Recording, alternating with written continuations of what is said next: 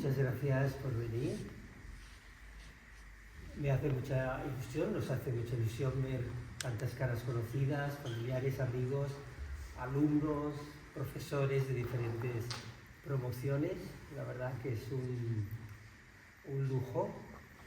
Y el presentar el libro, este último libro mío, es una excusa porque para mí lo más importante es el encuentro. Veros, estar cerca, daros un abrazo, eso para mí es muy importante. Y luego también celebrar que lo decía con Angélica, hace un par de horas que astronómicamente estamos en primavera. Y creo que hay que celebrarla. Así que muchas gracias. Y bueno, como siempre, una primera forma es agradecer, ¿no? Agradecer primero a Carolina y todo el equipo de Yoga One por cedernos con tanta amabilidad, con tanta generosidad ese espacio, que es precioso. En segundo lugar, agradecer a Silvia Blume, que es la editora de Acanto, por la confianza. Ya es el tercer libro que publico con Acanto. También, aunque no está, pero quiero agradecer a una gran amiga, Rosa, que ella es doctora en pedagogía y da clases en la Universidad de Talavera de la Reina, que me lee, que me relee y que me ayuda a pulir el texto, y eso siempre se agradece. Y también quiero agradecer a mi hija, que en un momento me dijo: ¿y por qué no llamas a Pep Carrió, que es el ilustrador, que es el artista de estas, que por cierto yo creo que podéis pasar los libros porque me gustaría que podáis ver las imágenes, que son unas imágenes preciosas. He podido tener, ¿no?, la posibilidad de publicar parte de su obra, y creo que también es una belleza, ¿no?, que tiene el libro, que para mí le da ese puntito más al libro, a la belleza del libro. Y quiero agradecer que está Angélica Soler, una gran amiga. ¡Qué honor! Que nos conocimos en el máster hace ya muchos años, no sé cuántos años. Yo daba un par de asignaturas, yo creo que era yoga para la meditación y la postura meditativa, pero también era tutor de ellos, y recuerdo la primera entrevista que tuve con Angélica, que llegó acalorada porque estaba perdida en el metro. Colombiana recién llegada. Y bueno, y recuerdo que, bueno, me sorprendió la práctica que tenía, la práctica meditativa que ella tenía, con su compromiso con la práctica. Y después me hizo mucho honor que utilizara mi primer libro, Meditación Síntesis, como base para su trabajo final de máster. Entonces, bueno, yo estaba súper encantado con su proyecto, y luego ella pues ha tenido un desarrollo profesional y personal a nivel de meditación extraordinario. De aquí hay muchos alumnos que son suyos y ella hace formación aquí. Su proyecto es Meditación en Ti, y bueno, es muy recomendable, realmente es una gran profesional. Gracias. Ay, Julián, no, qué honor estar acá. Y hemos pensado en una presentación mucho más informal, que sea un poco de diálogo, de preguntas, y también dar voz a vosotros, a vuestras preguntas o lo que queráis. O sea, no es una conferencia, sino es una presentación. Así que le paso la palabra a Angélica. Julián, muchas horas. Pero así que tú empezaste contando la primera vez que me viste. Yo, la primera vez que te vi, entré a clase en el máster, y hay algo particular que recuerdo de ese momento, y es que yo inmediatamente te vi. Iba muy despistada, no sabía bien a qué clase iba, he de ser sincera, porque así voy. Y cuando te vi, sabía que en ti había práctica. Y tengo que decir la verdad, pensé, es yogi. Fue como muy... Se nota, ¿verdad? Sí, pero además había como una resonancia y sentí mucha afinidad con tu enseñanza desde el primer momento. Y elegirte como el referente para lo que se ha vuelto realmente mi investigación a lo largo de todos estos años de pedagogía ha sido un regalo, porque ha sido poder poner en lo cotidiano y aterrizar a lo cotidiano lo que es la meditación. Por eso meditación en ti también un poco como que toma y todo el trabajo se centró en comprender esos obstáculos de la práctica, todo aquello que nos aleja del safu diariamente, o incluso cuando estamos dentro del safu, ¿no? Que ya estamos ahí y nos vamos. Entonces agradecerte porque esa guía fue para mí el pilar también de todo lo que hago. Entonces siempre te llevo en mi corazón con gratitud por tu generosidad también, porque nos reuníamos a conversar y me compartías cosas muy interesantes que quedaron plasmadas todas en este trabajo de grado y que hoy en día ha evolucionado también. Y entonces, leyendo tu libro y recordando todo esto, pues sí que he subrayado algunas cosas que me parecería interesante hablar, sobre todo acerca de todas estas expectativas que tenemos con la práctica meditativa y cómo el árbol de la meditación al final nos pone un poco más en la tierra, en la biosfera, porque a veces esas expectativas como que quisieran sacarnos de acá, ¿no? Quisieran llevarnos a otro lugar y estamos esperando los fuegos artificiales en la práctica. Esta semana estaba en tutorías con los alumnos de la formación y en un momento una alumna me dice, es que siento que mi práctica se ha estancado porque no pasa nada. Yo al principio de la práctica lloraba, tenía mucha emocionalidad y pasaban cosas maravillosas, extrasensoriales, y ahora que hemos ido avanzando y que, dice ella en sus palabras, lo repito, y que entonces hemos conocido el vacío, es que yo siento que no pasa nada, ¿no? Y sí pasa. Y claro, pues yo amorosamente y compasivamente le explico. Lo que pasa es que luego de leer tu libro en tus palabras y en esa poesía que pones acá, es maravilloso. Entonces, primero como pedirte que nos sintonices un poco acerca de cómo este árbol de la meditación nos sintoniza también con lo que es la tierra y el volver a la tierra, que creo que es un desafío grande para todos los meditadores, ¿no? Sí, la verdad es que yo soy un apasionado del simbolismo, lo estudié durante muchos años y cuando repensé los pequeños símbolos que hay dentro del árbol, pensé, es perfecto para entender este tipo de meditación que es un crecimiento lento, ¿sí? Porque a veces queremos llegar a la meditación y ya recoger los frutos, ¿no? Y es que lo primero es la semilla, ¿no? Y la semilla necesita una tierra fértil, necesita la lluvia, necesita la poda, porque si no, no va a crecer, ¿no? Entonces la metáfora del árbol era perfecta para indicarnos de que en realidad la meditación está despuntando en cada uno de nosotros porque hay un anhelo de trascendencia, hay una necesidad de pararse, de estar en silencio y bueno, eso, entonces hay que hay que tener muy claro cuál es este propósito, cuál es esta semilla que estamos plantando en el espacio meditativo y cómo a través de una práctica sincera, comprometida, esta semilla va a ir creciendo, ¿no?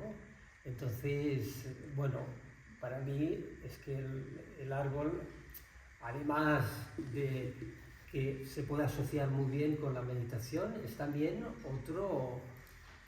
otro símbolo. Yo creo decir en el libro que en este siglo el árbol será un gran símbolo de recuperación de la biosfera, que está maltrecha, ¿no? Es decir, que yo creo que lo que hay que hacer es plantar árboles, porque los árboles captan el CO2, ¿no? Que es el que está en demasía, ¿no? Y entonces, aparte de la belleza que supone un árbol, ¿no? Y también indico la diferencia que hay entre la visión profana, cuando, digamos, nuestro sistema liberal, capitalista, ve el árbol, ve la madera, ve el fruto, pero no ve al ser que hay en cada árbol, ¿sí? No ve que alrededor del árbol hay toda una vida de insectos, de pájaros, de animales, ¿no? Y estamos perdiendo esa visión. Yo creo que a través de la meditación lo que estamos es recuperando otra visión que puede ser complementaria con la visión mundana, práctica, pero en realidad solo podremos sobrevivir si consideramos que la biosfera es que nosotros somos naturaleza y que vivimos de la naturaleza, ¿no? En torno a esto que dices de la semilla, y quisiera como hacerles un poquito de avanzada en pedazos que me han parecido muy interesantes, llevados a la meditación, ¿no? Dice, en este sentido, el mismo cojín de meditación se nos antoja de entrada como un elevador que dará mucha más altura a este ego, ya de por sí hipertrofiado. Pese a todo, el cojín no es tan mullido como pareciera y oculta en sus interioridades un cama de clavos que revienta las vanaglorias para mostrarnos el poco control que tenemos sobre nuestra vida interior.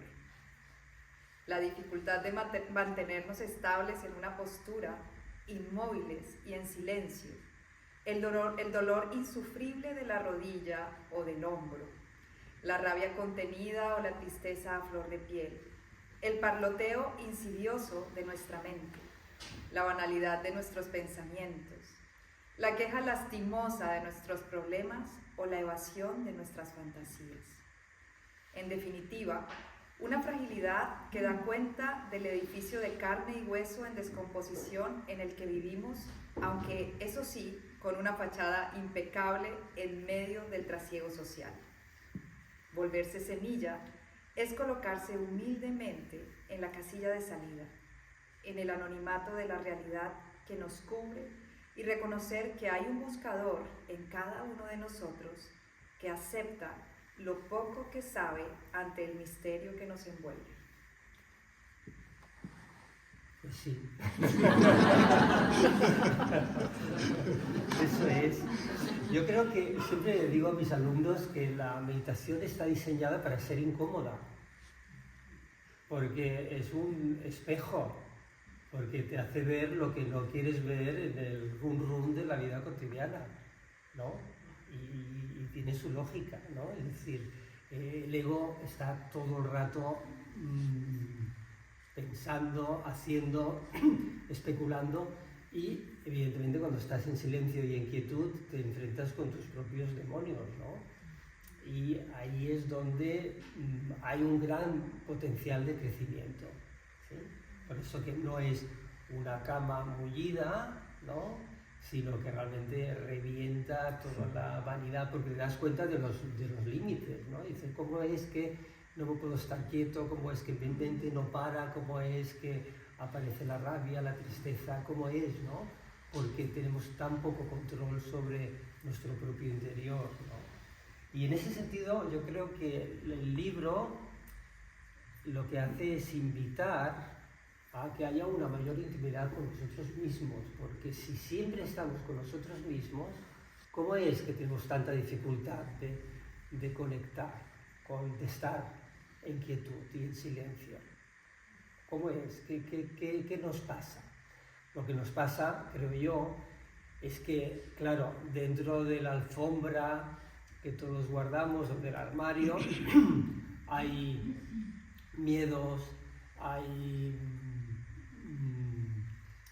problemas, hay cantidad de malas vivencias que hemos vivido, y remover ese mundo interior pues no es nada fácil. Hay que ser valientes para meditar, hay que ser valientes para poder rebuscar, ¿no?, en nuestro interior. Por eso que muchas veces lo que vemos es la punta del iceberg, ¿no?, pero no vemos todo el trasfondo que nos sostiene por dentro, ¿no? Y por eso, cuando Jung habla de atravesar la sombra, de ver qué hay en la sombra, eso es realmente lo difícil, pero también lo enriquecedor, porque cuando tú reconoces y aceptas parte de la sombra, tu horizonte se vuelve mucho más amplio, ¿sí? Yo tenía algo por acá que me parecía espectacular.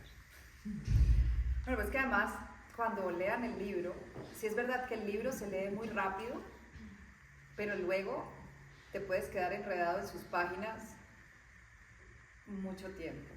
O sea, es una segunda vez y una tercera vez, y entonces vas subrayando y vuelves a subrayar. Es un libro breve. Y por aquí, sí. Pero porque yo creo que, como dice el refrán, ¿no?, lo bueno si breve, 2 veces bueno. Y yo creo que son tiempos de textos breves. Y lo que he intentado aquí es como destilar esencias, ¿no? Esencias que tienen que ver con mi experiencia. No es un libro erudito, no es un libro donde yo haya rebuscado información, no es un libro técnico, es un libro intimista. Es un libro para coger una frase y meditarla, ¿sí? Aunque lo puedas leer en 2 horas, pero sí, son esas frases. Pues voy a leer sí. Otro pedacito que me parece interesante, y este lo subrayé 2 veces. Entonces voy a leer 2 pedazos, 2 fragmentos como para introducir. Este es el apartado Flores. A medida que avanzamos en nuestro camino interior, nos damos cuenta que somos naturaleza. En nosotros se hallan la semilla y las raíces, el tronco y las ramas, las flores antes de la aparición de los frutos. Si fuéramos suficientemente intuitivos, la meditación iría contemplando de forma natural sus procesos, superando etapas, descubriendo nuevas realidades que estaban en latencia y que ahora tienen el espacio para expresarse. Pero tristemente, los procesos naturales apenas los transitamos. De tanta cultura que hemos acumulado, de tanto proyectarnos hacia un cielo protector, hemos olvidado que lo natural es nacer, crecer, envejecer y morir. Voy a pasar a otro pedazo, es el que subrayé 2 veces.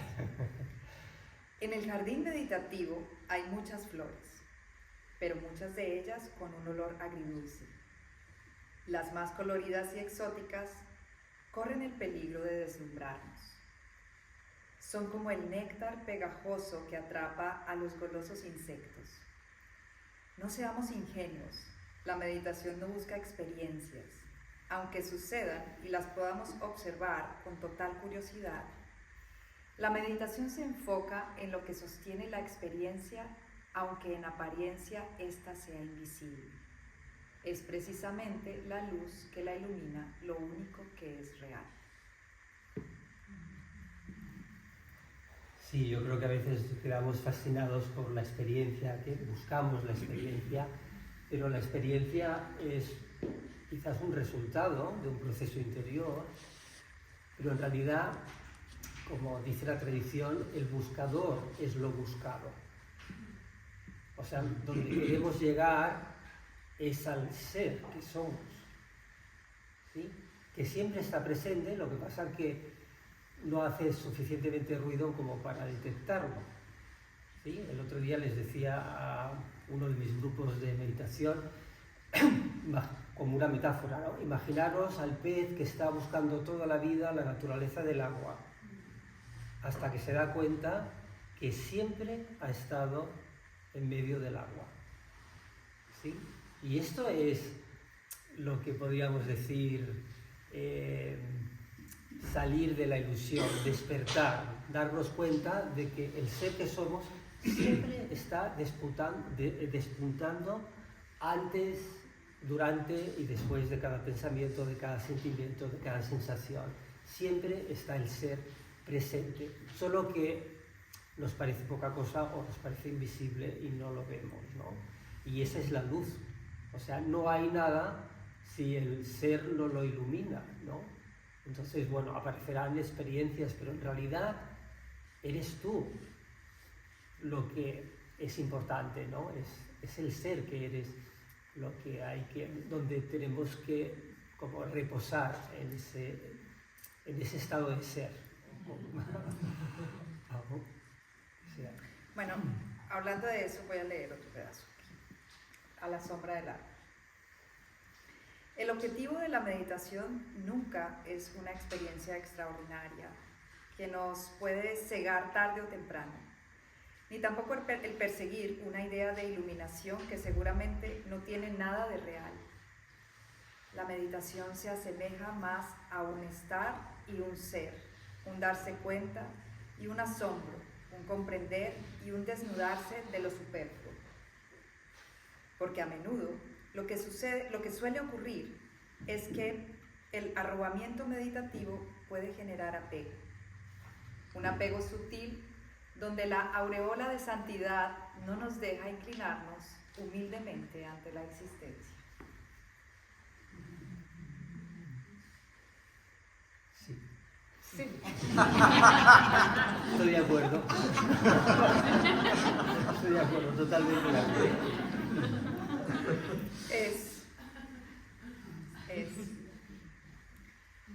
Si nos encontramos con lo real, permanecerá. Y si nos topamos con lo irreal, por su propia naturaleza, se esfumará. No hay que hacer mucho esfuerzo. Hay que dejar que todo se vaya como sedimentando.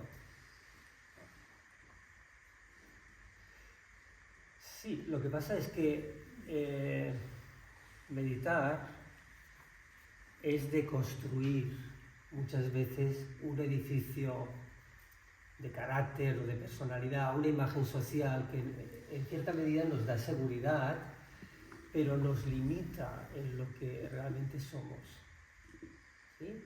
Yo cuando hablo del carácter, digo, oye, cuidado, necesitamos un carácter, igual que el ordenador necesita un sistema operativo, pero el sistema operativo no eres tú, ¿no? Sino es un mecanismo mental, una estructura que te permite ajustar una realidad interna con una realidad externa, pero tú eres mucho más que esa imagen social, que esa estructura interna, ¿no? Entonces, de la misma manera que no nos confundimos con la dimensión corporal, sabemos que tenemos un cuerpo y que no somos el cuerpo de forma absoluta, pero todavía no estamos desidentificados de nuestros procesos mentales. ¿Por qué? Porque el proceso mental nos da mucha seguridad y porque estamos muy identificados con ese proceso, con esa idea del yo, ¿no? La meditación lo que permite es decir, vale, ¿sí? Tengo un yo, pero en tanto que yo puedo observar el yo, entonces yo soy el sujeto. Si puedo observar mi carácter, mi yo, es que hay algo que lo está observando y por tanto tomo distancia.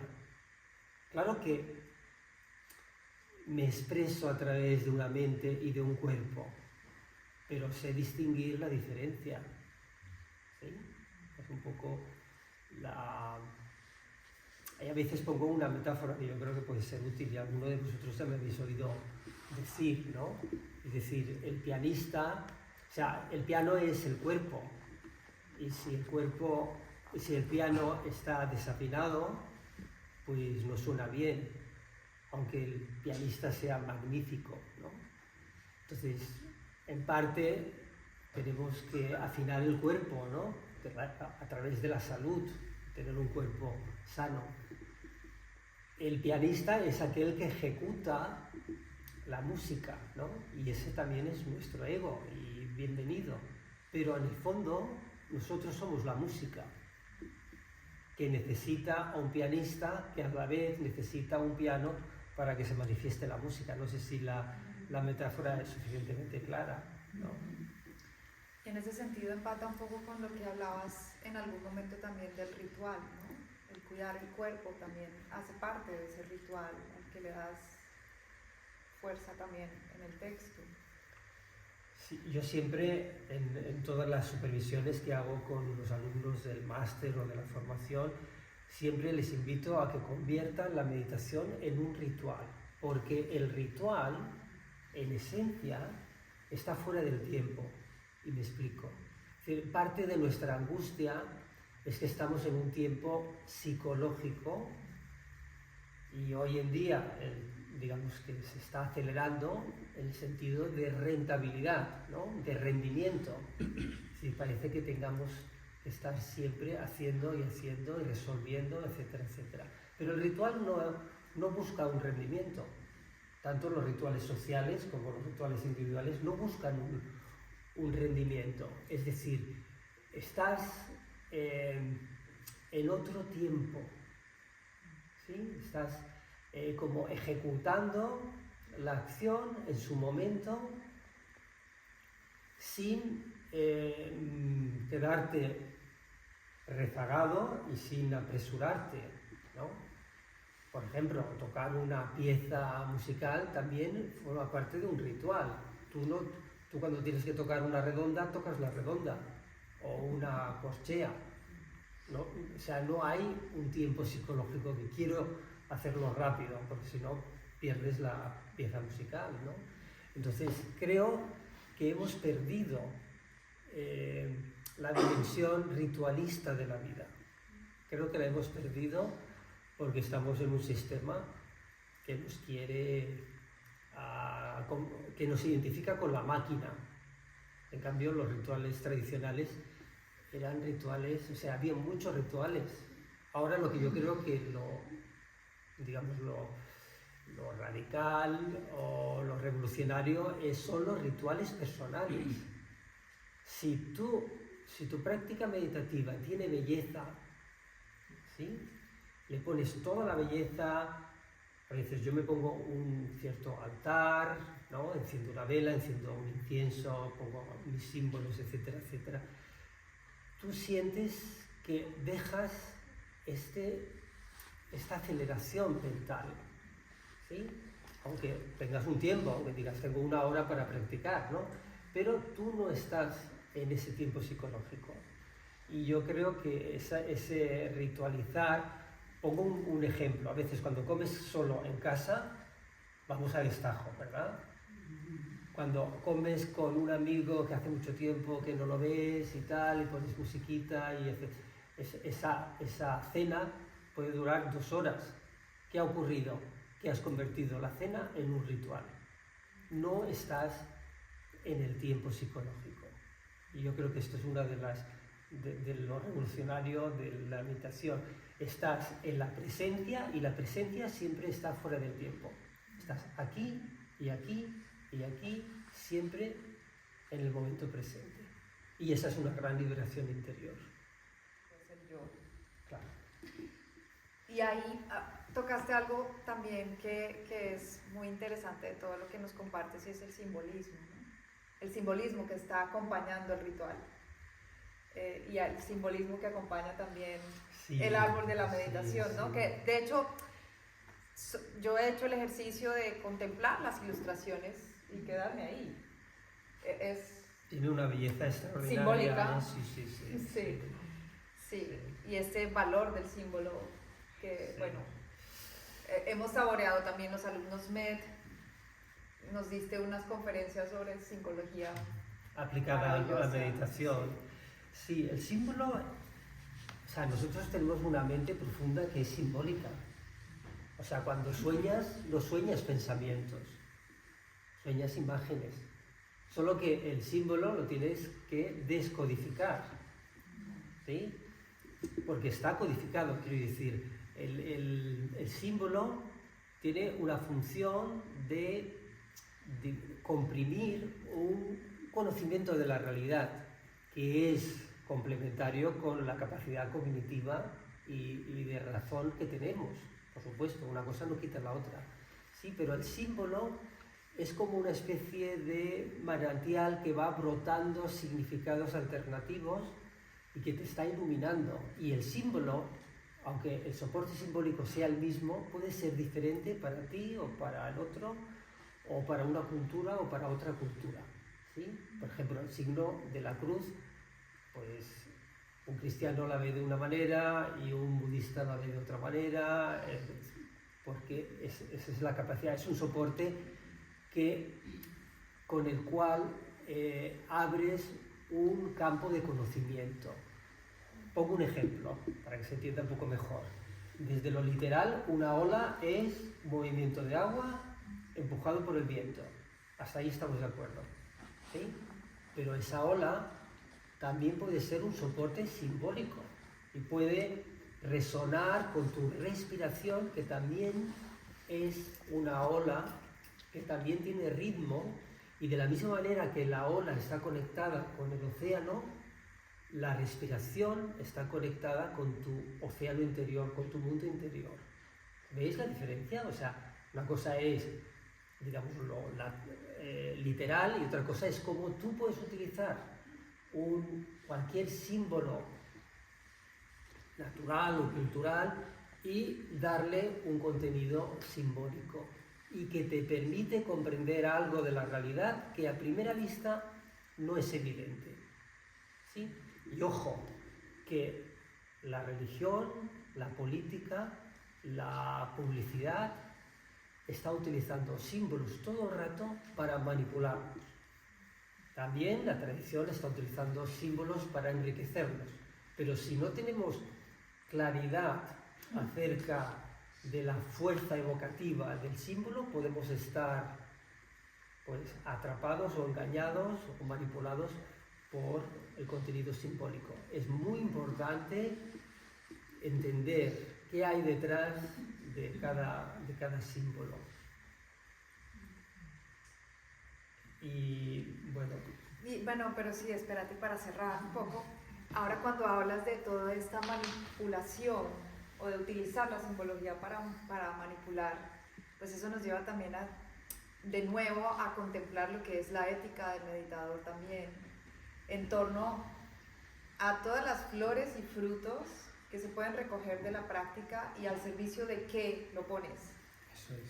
Sí, porque esto es mi alumna diciendo, ahora ya no siento cosas, un poco. Claro. Ella amorosamente lo digo, ¿no? Pero llevado más allá, es poner de nuevo al servicio del sentido protagónico lo que vamos cosechando, cultivando en ese jardín de la meditación. Sí, yo hablo de que no tiene sentido un árbol precioso solitario en medio de la colina, porque lo importante es el árbol en medio del bosque.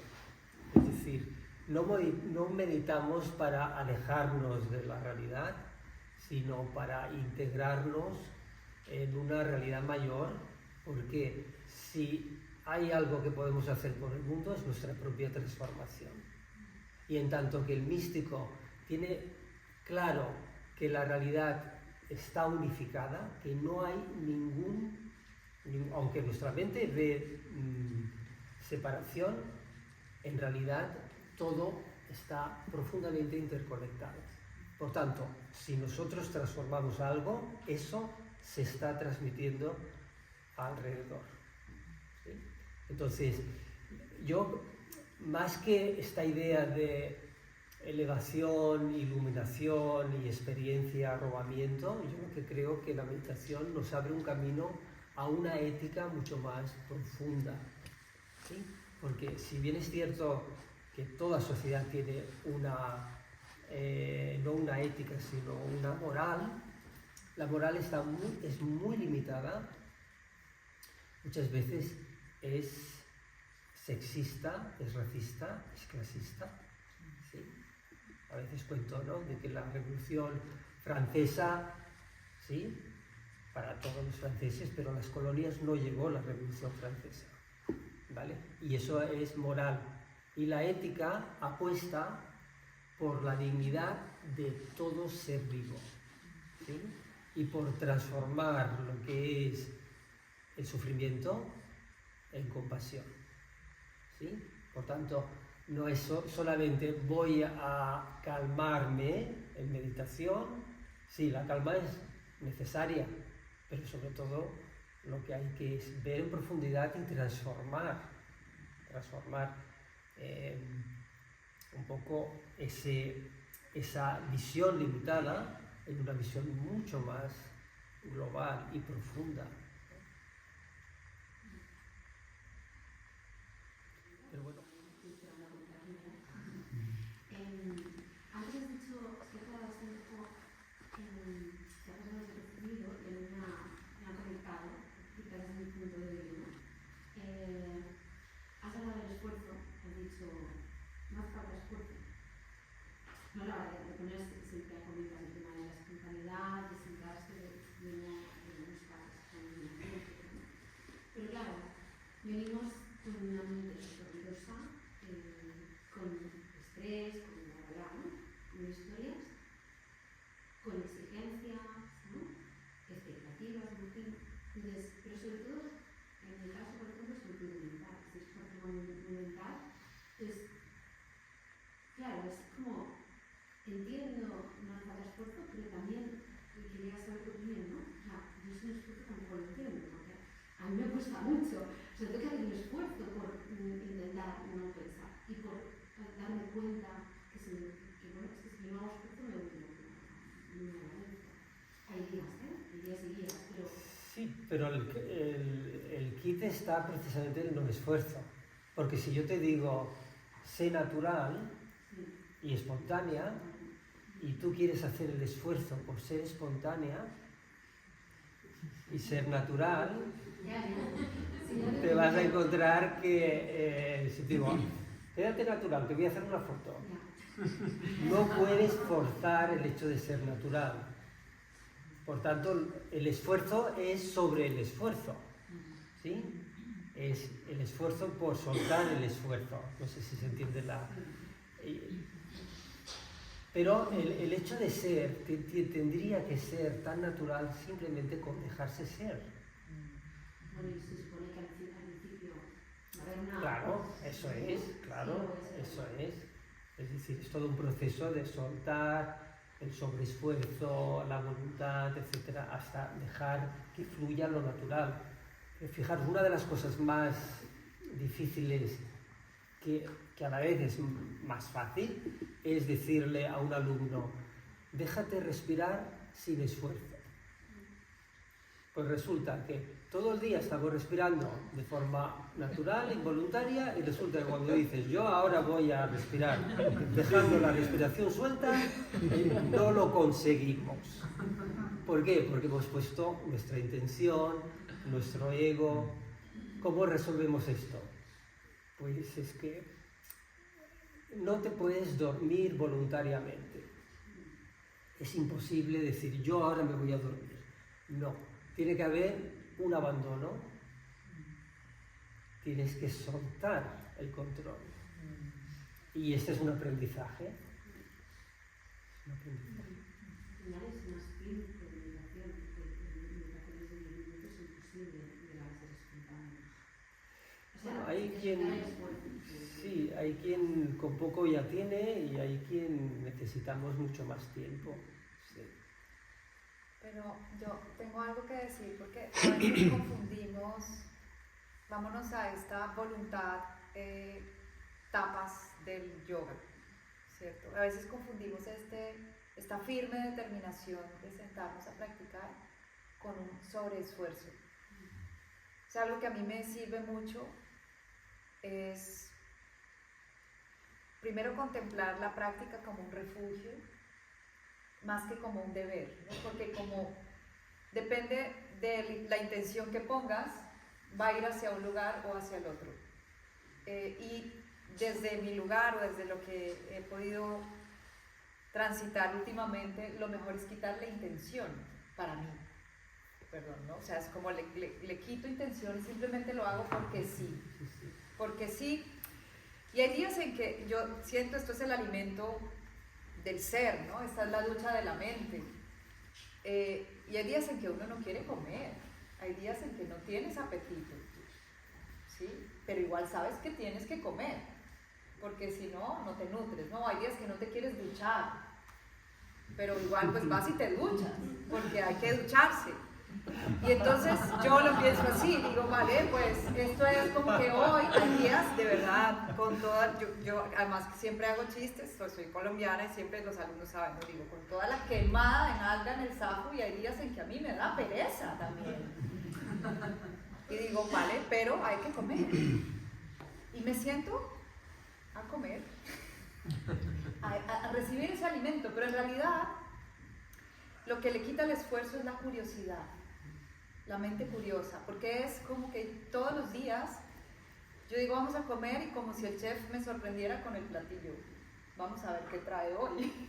¿Sí? ¿Qué trae esta red neuronal por defecto, esta mente divagante, este vacío, este sinfín de pensamientos? Y en realidad eso me ayuda mucho porque es como si todos los días me invitaran al cine y yo estuviera ahí viendo una película que es a la distancia, ¿no? Porque ya no hay tanta, no estoy en la película, estoy viéndola a la distancia.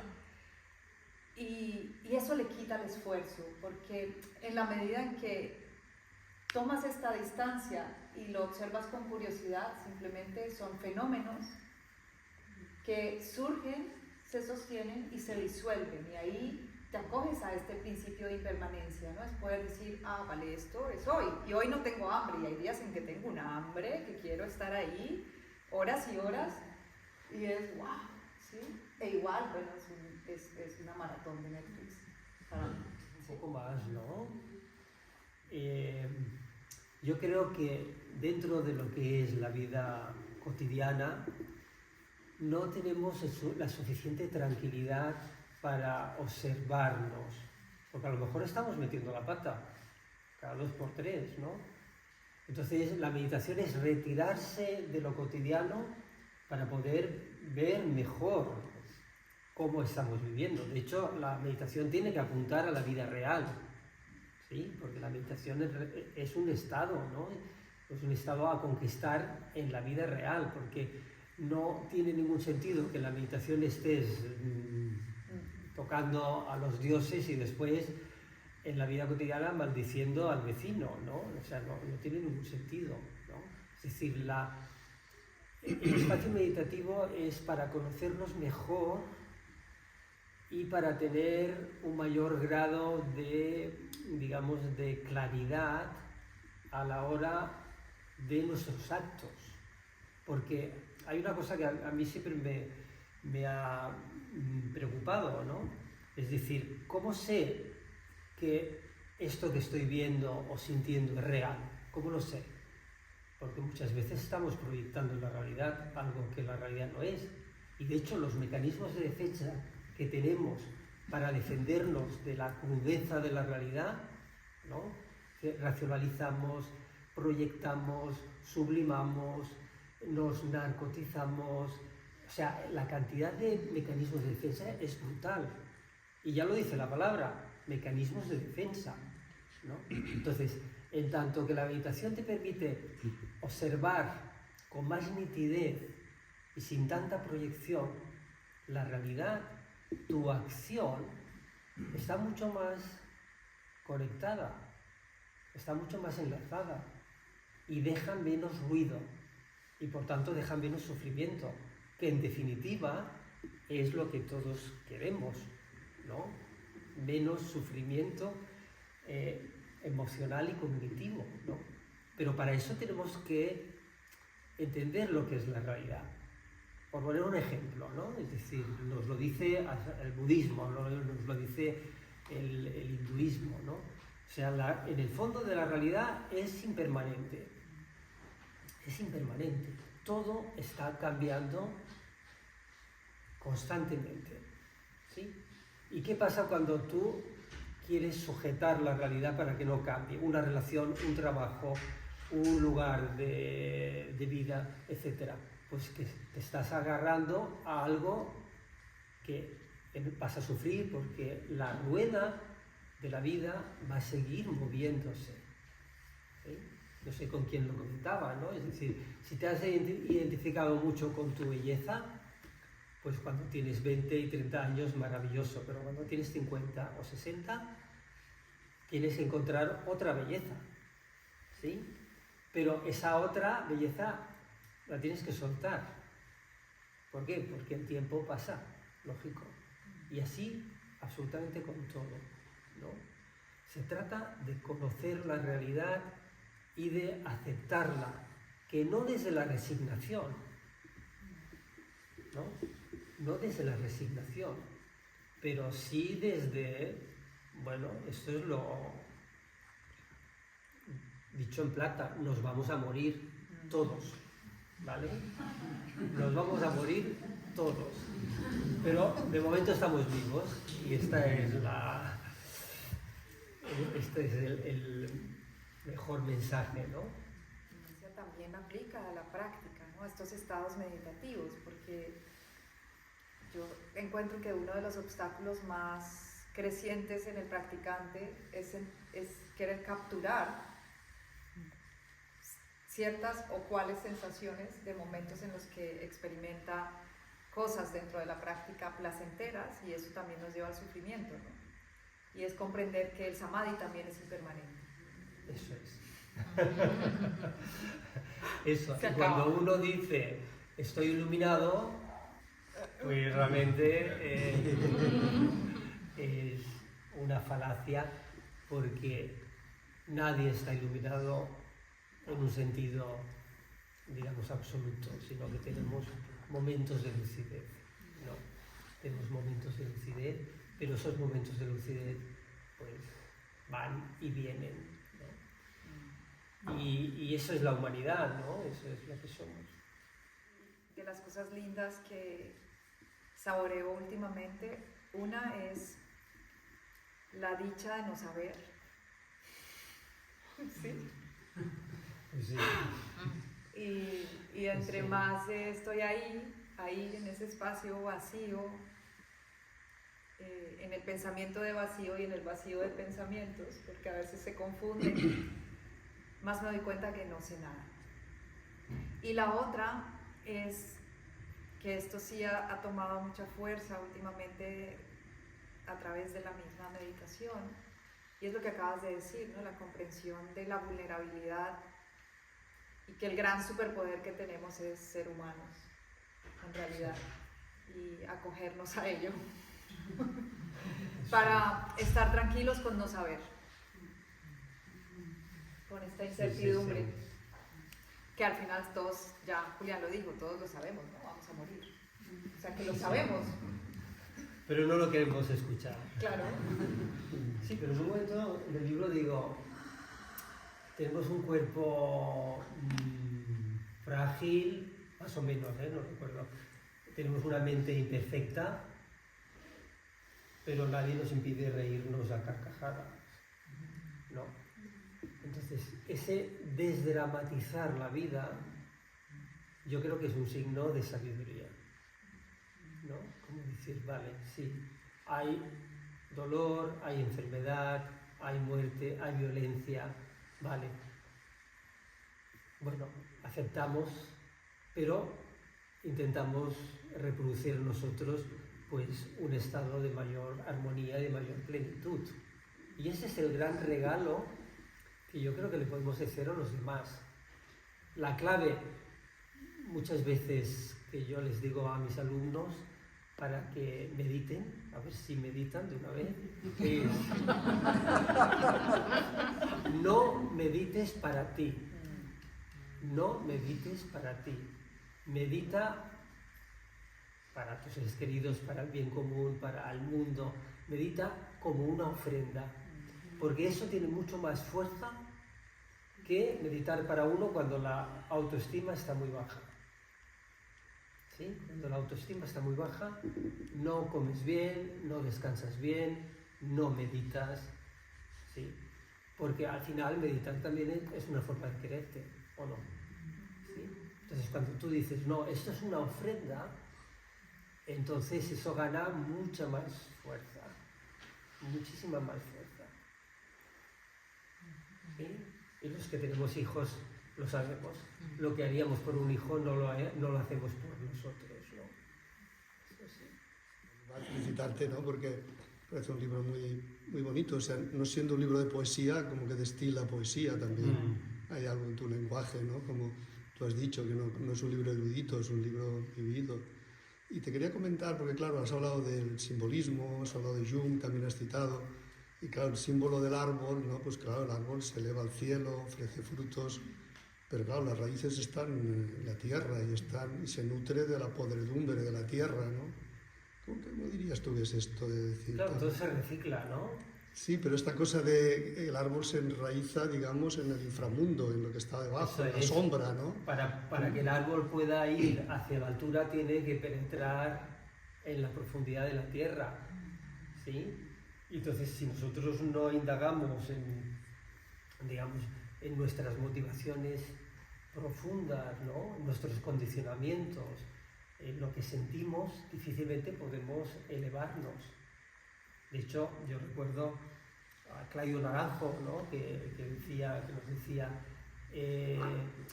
a la vía espiritual le hace falta un repaso terapéutico, ¿verdad?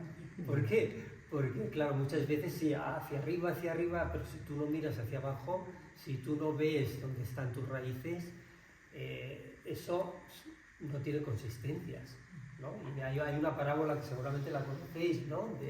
En un jardín real, pues el jardinero cuidaba a una flor, le daba el mejor abono, la mejor luz, pero esa flor no generó raíces y se murió. En cambio, la que estaba olvidada en la esquina, que no estaba apenas cuidada, esa hizo unas raíces extraordinarias.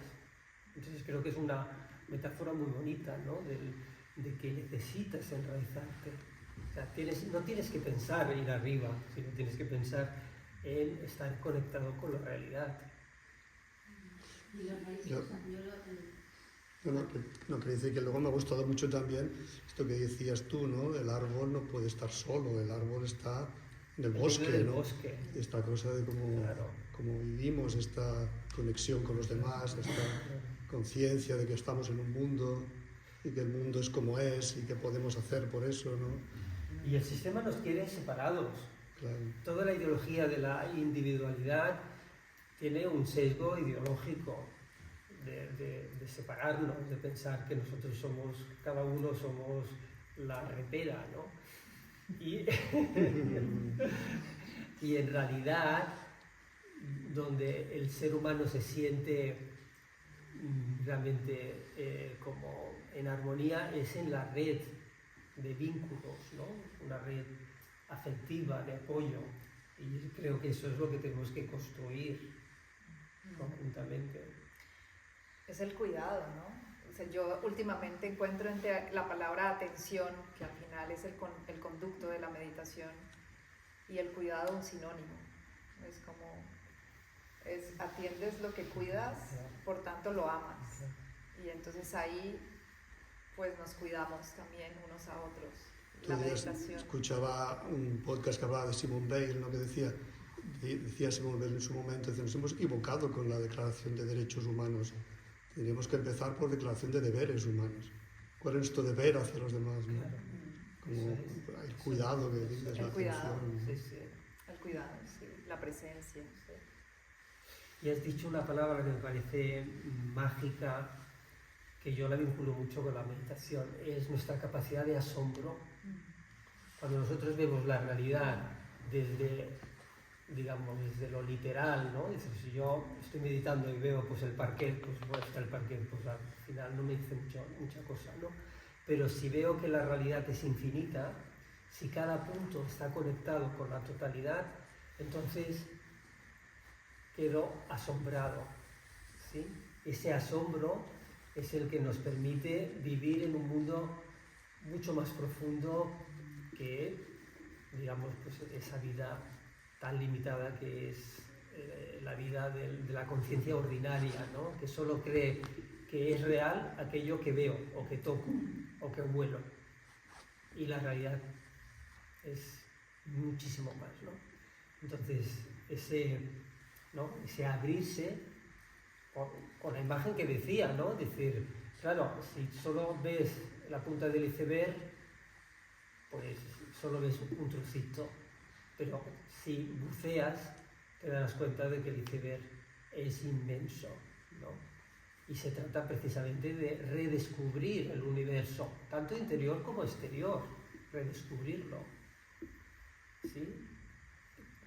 Mirándolo desde otro lugar, cambiando de perspectiva, con otra flexibilidad interna, poniéndote en la piel del otro, ¿sí?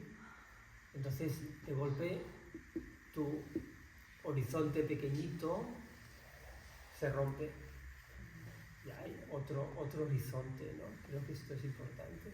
Y decía, no hay otros. Eso. Yo soy tú, ¿no? El otro soy yo, ¿no? ¿Quién es? ¿Quién? Claro. ¿Quién soy yo? Eso es. Sí, por ahí va.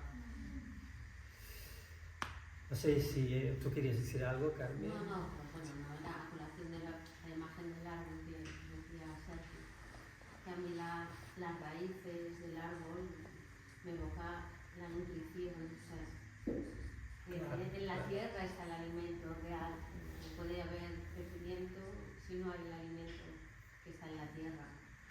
Claro. Bueno, que era no tanto la podredumbre, sino el alimento. La nutrición, sí. Sí, y la sabiduría también.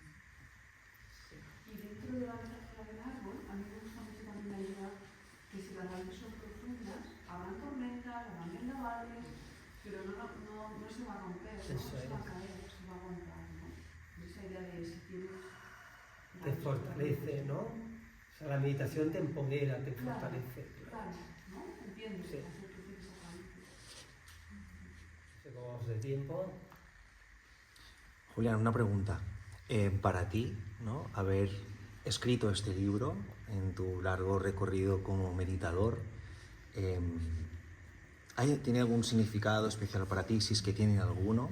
¿En qué momento te pilla haber escrito este libro, ya que pienso que la creatividad es el máximo valor el máximo don que tiene el ser humano? Y me pregunto, ¿no? En el camino como meditador, escribir un libro íntimo de meditación. No sé si te gustaría compartir con nosotros lo que significa para ti este libro. Sí, bueno, en realidad de todos mis libros, este es el que más me llega al corazón y que yo creo que está escrito con todo el corazón, ¿no? Como decía al principio, ¿no? Destilando hasta encontrar. De hecho, hay algunos amigos que dicen que están releyendo una y otra vez porque son como frases koan, ¿no? Como frases inspiradoras, ¿no? Y bueno, no sé, estoy escribiendo un quinto libro, pero no sé, me toca mucho el corazón, también porque está ilustrado, que me parece también muy mágico la ilustración. Entonces, bueno, para mí es un regalo que me hago yo, en primer lugar, pero que lo dejo aquí un poco. Sí. Sobre todo eso, porque yo creo que no hay un querer demostrar nada. De hecho, apenas tengo citas, simplemente es un sentir que está puesto aquí, ¿no? Yo creo que es el libro con menos ego de todos los que he escrito. Y es como una narración de todo lo que vivimos en el Safu. Para Sí. mí es como desde lo más humano. expresados. Así que te responde a todas las preguntas que te surgen dentro, para principiante más avanzado y para todos, ¿no? Eso es maravilloso.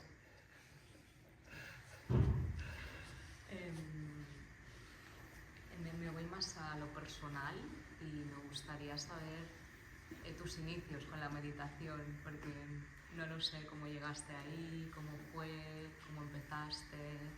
Bueno, yo empecé con 16 años a hacer yoga. Ahora, justo este año, hace 50 años. Como veis, soy muy mayor. Y claro, es que la meditación es yoga.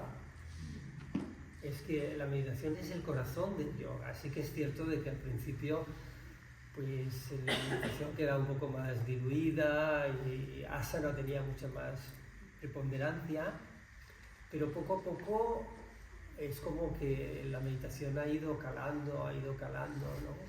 He hecho recorridos, o sea, he hecho vipassana, he hecho meditación taoísta, meditación zen, o sea, que de alguna manera por eso le llamo a mi meditación síntesis, que no es mía, es decir, es como, sobre todo, la sensación de que las tradiciones son un faro luminoso en la historia, pero que esa luz de la tradición la tenemos que adaptar a nuestro momento y a nuestro tiempo.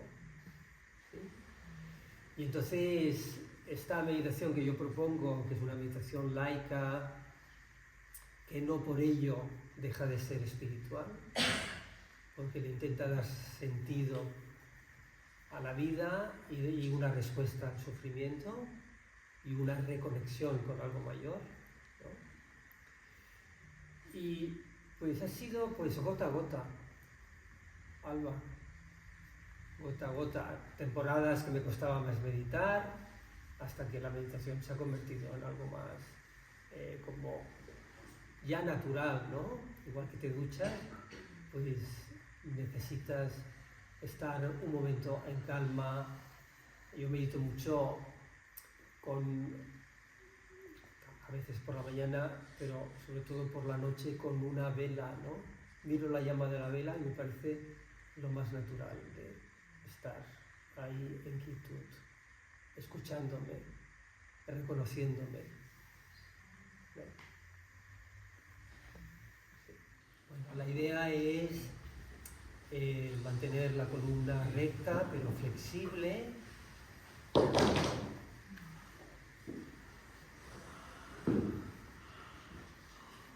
Buscar la quietud de la postura.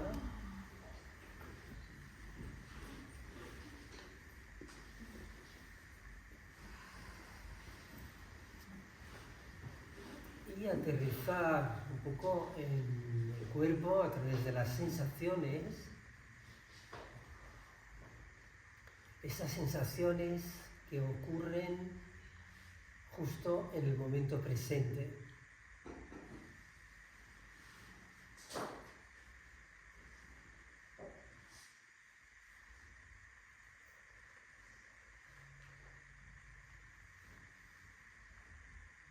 Como si pudiéramos meditar con el cuerpo, desde el cuerpo.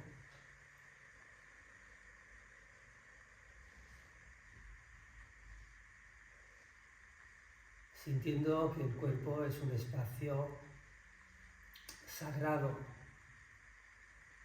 que no es solamente músculo y hueso o órgano, sino que es un espacio de vida para sentir directamente la existencia.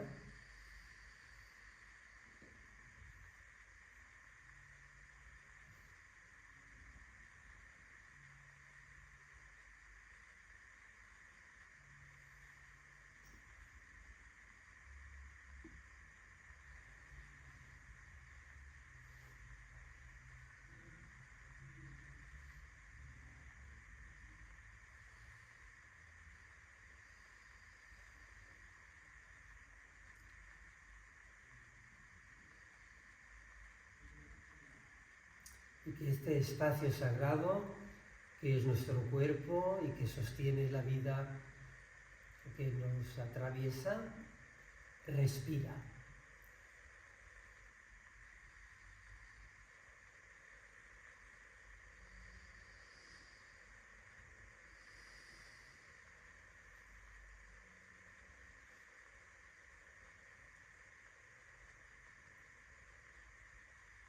Y esta respiración no es solamente aire, oxígeno, sino es un vínculo que nos conecta con la atmósfera, con la biosfera, con todo ese aire que ha sido respirado innumerables veces por animales, plantas y humanos y que impacta en tu interior.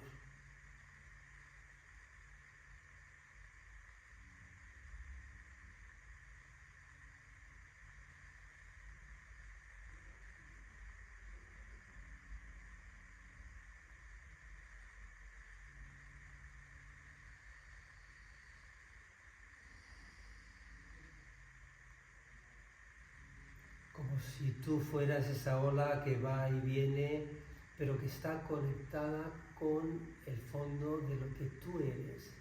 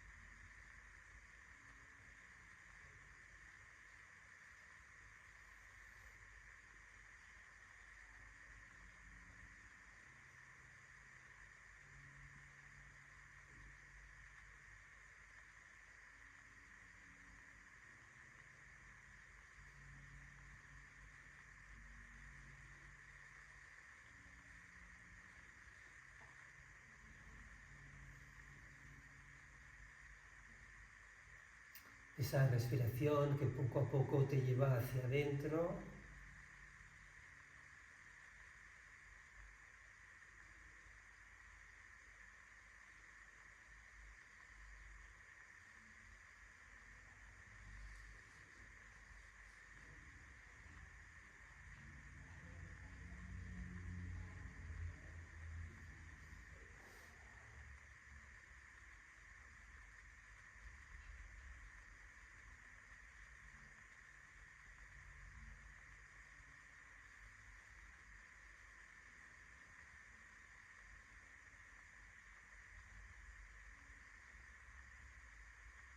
Y que te insinúa,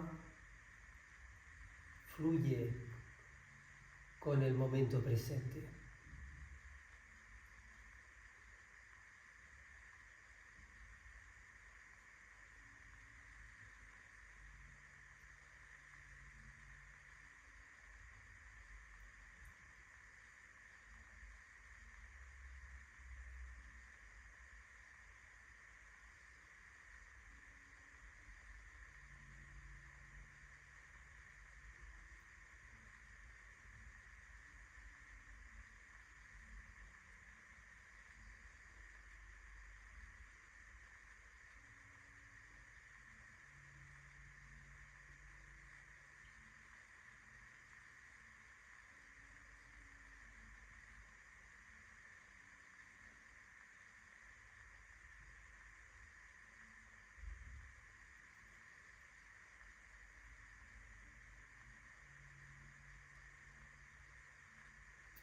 Y te invito a que lleves las manos al centro de tu pecho, una encima de la otra.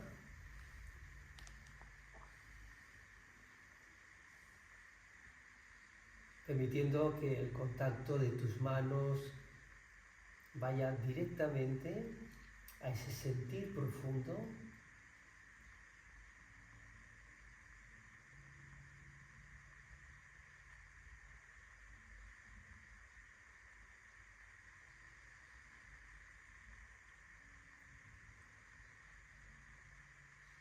y que podamos respirar toda la pena que todavía queda en nuestro interior.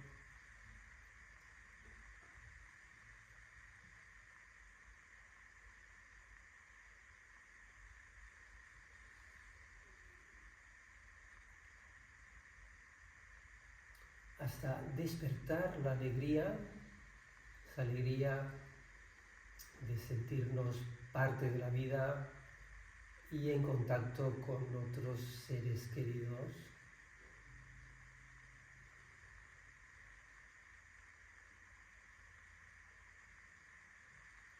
Siendo árbol en medio del bosque.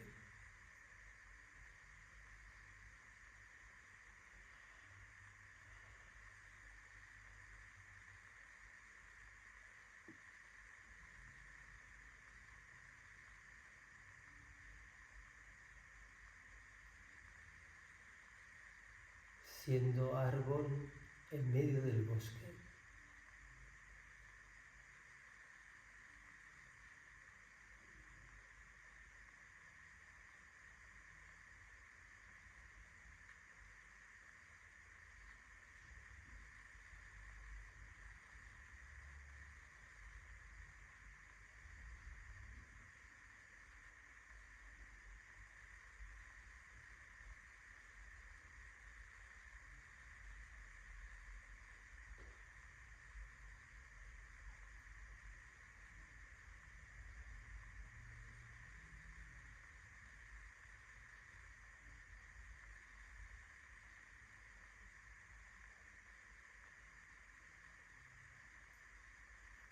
Cultivando la esperanza, la fe,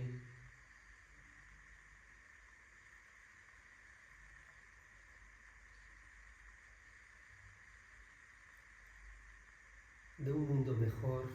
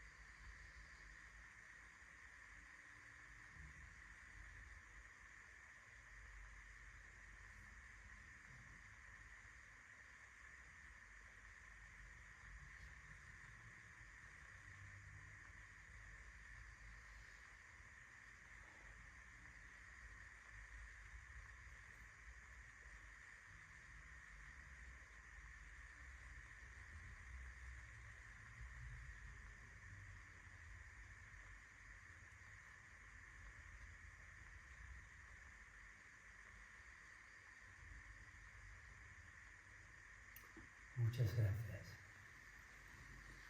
Loka samasta sukhino bhavantu.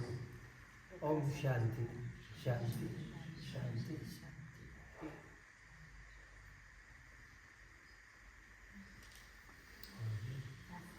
Muchas gracias.